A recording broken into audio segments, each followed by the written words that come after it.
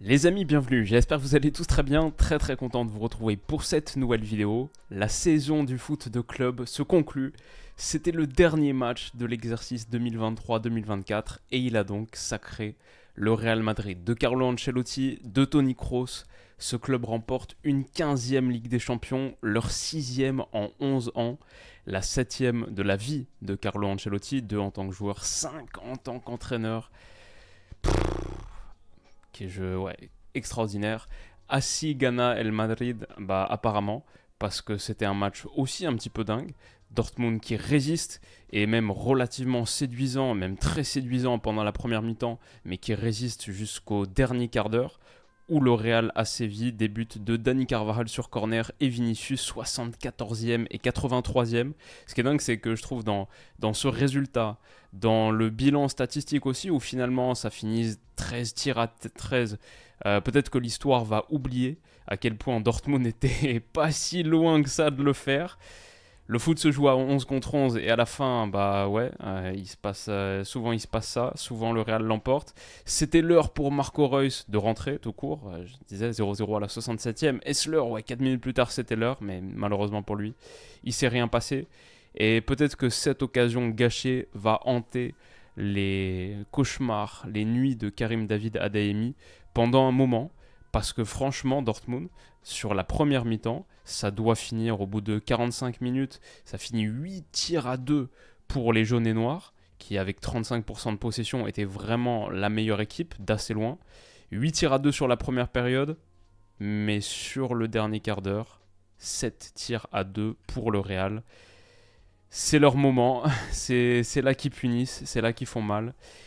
Et c'est là qu'ils ont remporté leur 15e Ligue des Champions. La première de la carrière de Jude Bellingham, le dernier match de la carrière madrilène en club de Toni Kroos. Il lui reste quelques rencontres d'Euro 2024 à la maison qu'on analysera bien sûr dans quelques jours.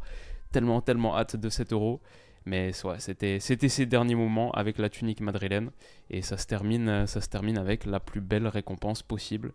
Carvajal aussi, quelle histoire, quelle histoire. Il y a tellement de storylines qu'on va essayer de décliner à la fin, qu'on va essayer de mentionner de la manière la plus exhaustive possible. Mais d'abord, on va parler un petit peu du match. Parce que franchement, si j'étais supporter de Dortmund ce soir, j'aurais envie de mourir, je crois. C'est les pauvres, j'ai un peu de la peine pour eux parce qu'ils ont quasiment tout fait parfaitement. Même avant le coup d'envoi, leur petit gimmick psychologique de pas laisser l'arbitre siffler le coup d'envoi, aller dans le camp madrilène, célébrer leurs supporters, faire un petit... si vous avez vu cette image là, juste avant le coup d'envoi, c'était un petit truc, je sais pas à quel point ça influence un club de la stature du Real Madrid et des joueurs d'expérience de cible, mais ça me fait penser un petit peu au truc genre France-Nouvelle-Zélande là, au rugby à une époque. Genre avec les Français qui s'avancent un petit peu face à l'ogre en face d'eux qui s'avance au moment du haka. Bon, ça remonte, hein. C'était l'époque. Ça me rappelle mes années de collégien, si je me souviens bien.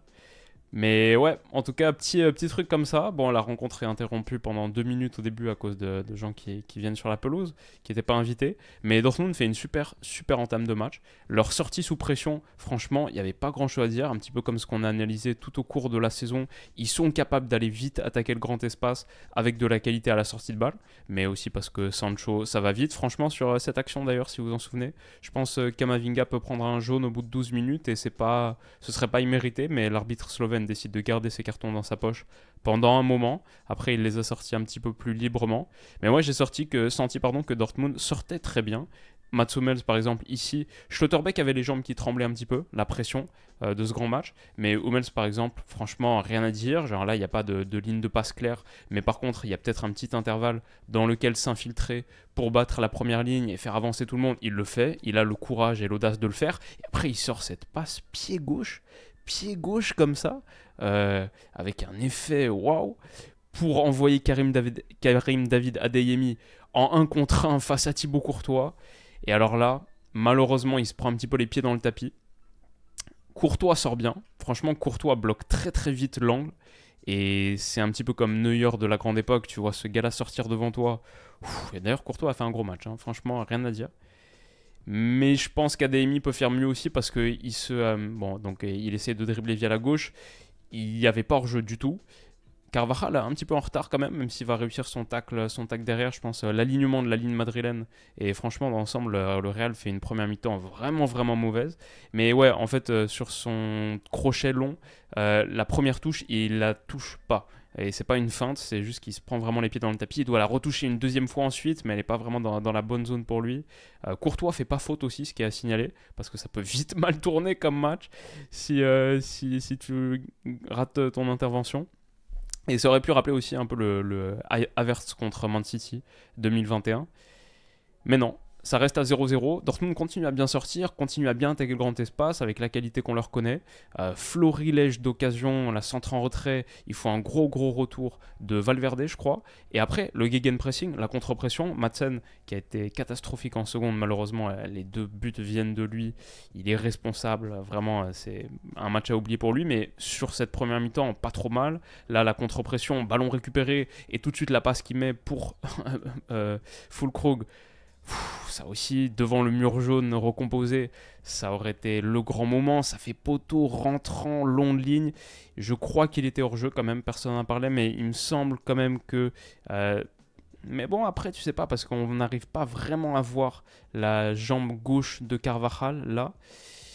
Mais je me dis que l'épaule, il y a moins qu'il soit quand même un petit peu hors jeu au départ du ballon, et que si c'était rentré, il y aurait eu check VAR.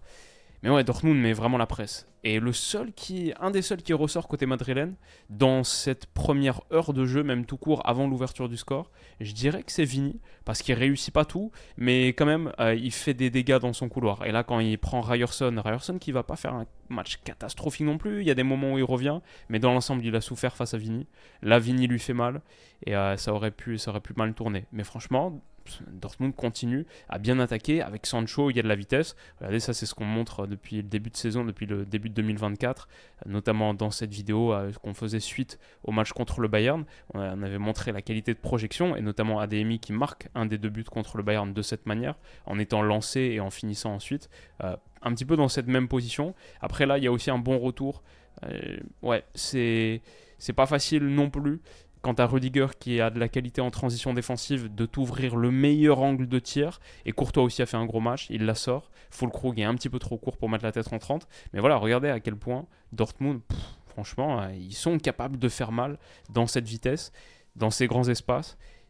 Malheureusement pour eux, ils n'ont pas été assez tueurs. Et contre le Real Madrid, combien de fois depuis des années maintenant d'analyse sur la chaîne, on parle des 2 surfaces et du Real en Ligue des Champions. C'est la formule.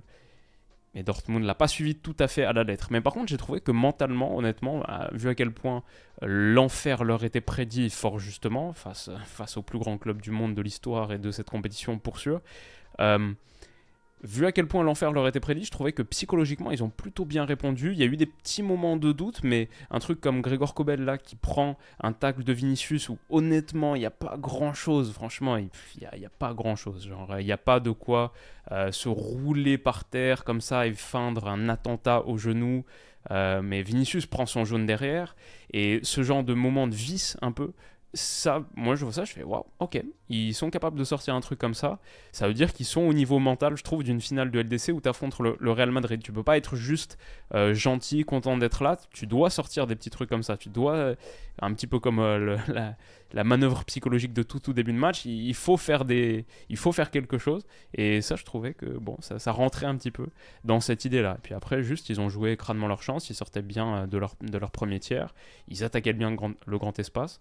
Donc franchement, Dortmund, je me le suis noté, même si à l'heure de jeu, je pense, ou à la mi-temps, je me note, quoi qu'il arrive, Dortmund ne peut pas regretter de ne pas avoir répondu présent. Il y a souvent des matchs comme ça, où une équipe en finale, face à un gros, c'est un match un peu stressant et tout, et bah à la fin, ils disent « Ah putain, on l'a même pas joué ce match ». Genre le regret de...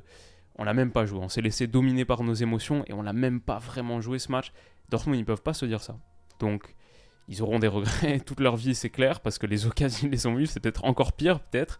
Mais non, je pense pas. Je pense au moins tu peux te dire, on a joué avec nos armes, franchement, je sais pas ce qu'on aurait... On aurait peut-être pas pu faire beaucoup plus, à part finir, à part tuer. Mais au moins, ils ont répondu présent, et pendant... Si t'isoles, genre la première mi-temps, je pense tous les supporters de Dortmund, à la mi-temps, là, quand ils sont allés se faire leur petite bière, ils devaient être tellement fiers. Donc, juste pour ça... peut-être il y a de quoi être en partie satisfait de la perf. Après, bon, Hummels là, c'en est une bonne illustration. Le tacle sur Vini, et en plus, il obtient la touche parce que ça fait compte favorable derrière la réaction. Voilà. Dortmund va à la mi-temps là-dessus, et ils ont fait 45 minutes de bonhomme. Euh, ouais, il n'y a pas grand-chose à dire. 45 minutes de patron presque, ou 8 tirs à 2 contre le Grand Real. Mais on est tous un petit peu d'accord, euh, même si personne ne veut se le dire, est-ce qu'ils ont laissé passer leur chance? Et ça y ressemble parce que, seconde période, ils ont encore quelques moments, mais ça commence à tourner. Coup franc de Kroos, gros arrêt de Kobel sur ce coup franc. Je me suis dit, ok, depuis le début, je me dis, ok, est-ce qu'il va la tirer direct ou pas? Est-ce que c'est le coup franc genre du dernier match de Kroos? Bien sûr, il la tire direct, il la tire parfaitement. Kroos, il a eu 2 coups francs, il les a super bien tapés. Et Kobel a sorti un gros match aussi, hein. Franchement, gros match de Kobel dans les buts, de Courtois et de Kobel. Et là, pour aller la sortir, elle est en pleine lucarne. C'était un super coup franc, pas mal. Il a bien anticipé aussi sur les deux, il savait que Kroos allait pas la taper côté ouvert. Mais ouais, Dortmund commence à reculer un petit peu plus. Il y a cette action-là, le centre par-dessus de Vinicius, c'est dévié par Schlotterbeck dans les pieds de Carvajal, demi-volée. Et elle est déviée par Madsen tout juste. Ça me rappelle la déviation de Hummels. Je pense que c'était contre l'Inter, quand il la met dans ses propres buts, après qu'ils aient remonté. Non, contre l'Atleti, pardon. Après qu'ils aient remonté au match retour. Et voilà, il y a cette petite déviation qui remet l'Atlético dans le match. Dortmund n'a pas joué l'Inter, mais je pensais à ce huitième de finale Atleti-Inter. En quart, là, et je me dis, oh non, là-dessus, ils vont... Mais non, c'est dévié suffisamment pour permettre à Kobel de la prendre. Ça n'avait pas contre son camp, mais Maten dans l'ensemble sur cette seconde période. Je ne sais pas si c'est ce moment qui l'intimide un petit peu, mais il commence un peu à flipper. Là aussi, ça lui fait mal, je crois, quand Rodrigo le passe juste en 1 contre 1 classique, un peu comme un Yamal contre Nuno Mendes d'il y a quelques mois. Juste 1 contre 1 normal, boum, il le mange et c'est danger derrière. Peut-être que il a tergiversé un peu à ce moment, mais autour de 65e minute, je sens un Real qui commence petit à petit à rentrer dans son moment de confort. C'est ouf parce que généralement, tu sais, dans ces matchs gros contre petit, David contre Goliath, et on dit toujours que plus le temps passe, plus c'est favorable pour le petit. Avec le Real, franchement, non. Plus le temps passe, plus c'est favorable pour le Real. Plus tu rentres dans le dernier quart d'heure et c'est encore 0-0, en vrai, plus tu sais que c'est favorable pour eux. C'est la folie totale de ce club. Et malheureusement pour Reus, il entre. Tu peux se dire, ouais, est-ce que ça va être son moment? Bon, on l'a quasiment pas vu de ces 20 dernières minutes. Vinicius, par contre, on l'a vu. Il passe un grand pont sur Hummels. Et ensuite, est-ce que c'est Hummels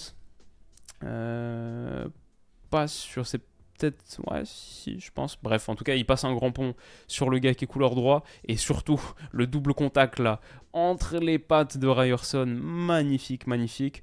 Hummels revient, corner. Mais waouh, ça c'était le geste.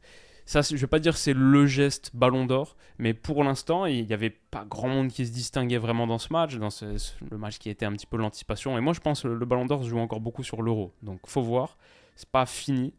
Mais après, je dis ça, mais vraiment, comme ça va se jouer entre Bellingham et Vinicius, à part peut-être si l'Angleterre gagne l'Euro. Ouais, Vinicius a pris une avance. C'est pas le truc le plus important du monde, en vrai, je m'en fous. Mais surtout parce qu'il a eu des moments clés, lumière, un but, déjà, et aussi des gestes décisifs. Ce truc-là, ce corner gagné, ça semble anecdotique, mais vous savez que j'aime bien remonter le fil des actions clés. C'est le corner qui revient dans les pieds de Valverde, ça frappe, Madsen panique et la contre alors qu'il n'y a pas besoin, elle file en 6 mètres et ça donne un second corner, donc après celui gagné par Vinicius. Et c'est sur ce corner que Carvajal au premier poteau, sur une assist donc de Toni Kroos, pas mal pour le symbole. Passe décisive de Kroos, but de Carvajal, et le deuxième, passe décisive de Bellingham, but de Vini. C'est pas mal, je trouve, pour les petits livres d'histoire. Carvajal au premier poteau, la dévie, 1-0, le Real prend l'avantage. Et ouais, à partir de ce moment-là, bon, c'est fini. Dortmund a laissé passer sa chance.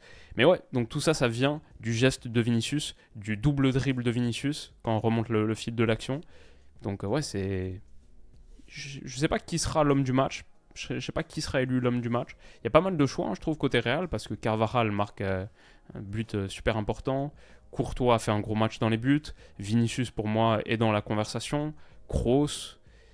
En vrai, Kobel a fait la masse d'arrêt. Ouais, qui est-ce que vous mettriez homme du match? Je sais pas, mais Ouais, moi, je mettrais toujours lui. Bien sûr. Kroos, deuxième coup franc, elle est sortie par Kobel. Kobel fait un petit festival derrière la frappe de Kamavinga. Hop, encore une fois, superbe arrêt. Et il y en a un troisième là, sur ce coup franc, sur ce corner, pardon, qui est repris de la tête. Pareil, boum, gros arrêt, c'est sur une tête de Nacho. Et puis après, Madsen se craque. Malheureusement pour lui, ça me fait un peu de la peine pour lui. Je pense qu'il ferait du bien aux Pays-Bas pourtant. Pas appelé par Koeman, on en a parlé dans un des derniers épisodes de retour. Mais là, si Koeman était devant sa télé, peut-être qu'il a obtenu un peu gain de cause parce que ce match, c'est un peu la disaster class de Madsen que je mettrais dans les flops, c'est sûr. Cette passe interceptée par Bellingham qui dévie sur Vini et qui top sa frappe un peu. Il me semble que c'était Mesut Özil qui faisait ça, beaucoup. Ouais, il célèbre 2-0. Le foot se joue à 11 contre 11 et à la fin, c'est le Real qui gagne. Mais ouais, cette frappe, je sais pas s'il le fait exprès, mais mécaniquement, en tout cas, le fait de frapper avec le pied vachement au-dessus du ballon et de le faire rebondir tout de suite dès le départ, bah ça fait une frappe ouais, topée qui part, qui est un petit peu en l'air et dur à anticiper pour Kobel. Il anticipe, on le voit avec le pied là, il anticipe la frappe à terre. Et tout de suite un rebond, enfin une finition très spéciale. Si c'est fait exprès, comme Özil le faisait exprès, si vous revoyez les images, peut-être vous pouvez mettre sur YouTube ou Twitter et trouver facilement ces buts-là, bah c'est du génie. Comme Özil c'était du génie, si c'est bien Özil, si je me trompe pas. Mais là je sais pas si c'est fait exprès, en tout cas ça fait 2-0. Le Real est champion d'Europe. Kroos magnifique, sort à la 85e minute, pointe l'écusson du Real, embrassade avec Vinicius, remplacé par Modric, quelle image énorme, l'embrassade avec Carlo Ancelotti dans la foulée. Et ouais, ils sont champions, ils l'ont fait. Je m'étais écrit quelques storylines. La première, genre les take-away narratifs un peu. La première, le fameux Assi Ghana El Madrid qu'on a entendu ensuite dans le stade. Bah ouais, c'est comme ça que gagne le Real, classique. Ensuite, bon bah le taf qui a sorti ce gars-là quand même dans sa carrière bien sûr, 7 en tant qu'entraîneur, 2 en tant que joueur, mais aussi cette saison avec le Real Madrid, toute une saison qui est faite quasiment sans Courtois, qui revient juste à la fin, sans Alaba et Der Militao. À un moment on se disait, ouais mais défensivement comment est-ce qu'ils vont faire? Et l'année où tu perds Benzema, un ballon d'or, sans le remplacer véritablement. Il y a Benzema qui part, il y a Rossellou qui arrive, et pourtant Rossellou, bah, Dieu sait que, évidemment, en demi-finale, est extraordinaire. Et pourtant, il gagne, et pourtant, il gagne, et pourtant, il gagne, extraordinaire. Donc ça c'est vraiment un truc qui me choque. Un autre truc qui me choque, c'est que bon, bah, ce Real, donc, qui a gagné la 15e Ligue des Champions de son histoire, va voir arriver cet été Kylian Mbappé. Donc ça aussi, c'est tout un truc, mais j'ai pas envie d'en parler tout de suite, franchement. Apparemment, ils vont l'annoncer lundi, etc. Nous, on n'en parlera pas. Hein. Il n'y aura pas une vidéo parce qu'on sera focalisé sur l'Euro. Il y a l'Euro à finir, Euro-Tour. Et après, on parlera mercato, projection sur la saison prochaine, machin. Mais bref, c'est quand même un truc, c'est quand même un sacré truc. Kroos, le dernier match de sa carrière au Real, en club tout court, quelle émotion, magnifique. Je m'étais noté en storyline, encore une finale qui finit 1-0, ça aurait été la 5e d'affilée. 2020, ouais, 2021, 2022, 2021, ça aurait été la 5e, mais non, du coup. 2-0, ok. Mais encore une finale où un seul des deux clubs marque. Je m'étais noté aussi, bon bah, c'est le dernier match de la saison. Maintenant, en route vers l'Euro, trop content de ça. Et ouais, Carvajal, quelle histoire magnifique. Qui a pris une grosse option Ballon d'Or? Bah du coup, je dirais Vinicius. Encore une grosse finale pour Courtois. Combien d'arrêts est-ce qu'on les a? Est-ce qu'on peut aller regarder? 3 arrêts seulement pour Courtois apparemment, mais aussi des moments où il fait pas l'arrêt, mais sa présence comme contre ADMI est décisive. Et combien d'arrêts pour Kobel? 3 aussi apparemment. Moi j'aurais dit un peu plus, mais peut-être que c'est seulement les 3 qu'on a montrés. En tout cas j'ai trouvé que les gardiens ont été très bons dans ce match. Et ouais, sacré finale. Qu'est-ce que vous en avez pensé les amis? J'espère que vous avez passé un bon moment, un bon samedi soir. Moi, je vais passer un excellent week-end parce que j'ai 30 ans dans 5 minutes. Et au moment où vous regardez cette vidéo, ce sera officiellement le cas. Donc, exceptionnellement, demain, dimanche, pas de vidéo. Je prends mon jour ouais, bien off, tranquille. Mais après, promis, on carbure très fort parce qu'il reste encore 6 épisodes de retour. Après, des petites vidéos prono, preview de l'Euro, etc. On va passer 2 grosses semaines avant le samedi soir qui est dans 2 semaines. Qui est un autre samedi soir important, Allemagne-Écosse, match d'ouverture de notre bel été. Prenez soin de vous les amis, passez une excellente soirée et on se dit à bientôt, pas demain mais lundi. À lundi. Bisous.